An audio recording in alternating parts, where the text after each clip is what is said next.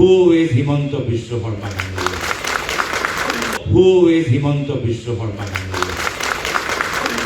যদি তেওঁ ভাবে যে তেওঁ অহংকাৰী ৰজাৰ দৰে চিৰদিনৰ বাবে ক্ষমতাত বহি থাকিব, সেয়া হ'ল তেওঁৰ আটাইতকৈ ডাঙৰ ভুল। অসমৰ ৰাইজ আগন্তুক বিধানসভা নিৰ্বাচনত দেখাই দিব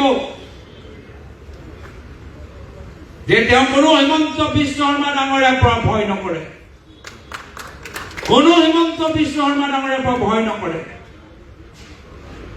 মোক মনত পৰে এটা সময় আছিল, প্ৰায়তঃ তৰুণ গগৈদেৱে কৈছিল, AIUDFৰ দলৰ নেতাৰ নাম লৈ হু ইজ তেওঁ কৈছিলে, তো যথেষ্ট সেই সময়ত মানুহৰ মাজত মানুহৰ হৃদয়ক চুই গৈছে।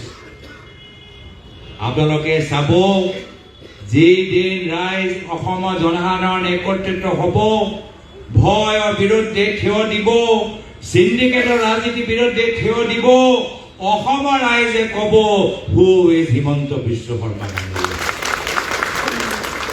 অসমৰ ভিতৰত ৰাইজেহে ৰজা দৰে থাকিব পাৰে, কোনো ব্যক্তি ৰজা হ'ব নোৱাৰে, ৰাইজেহে ৰজা হ'ব।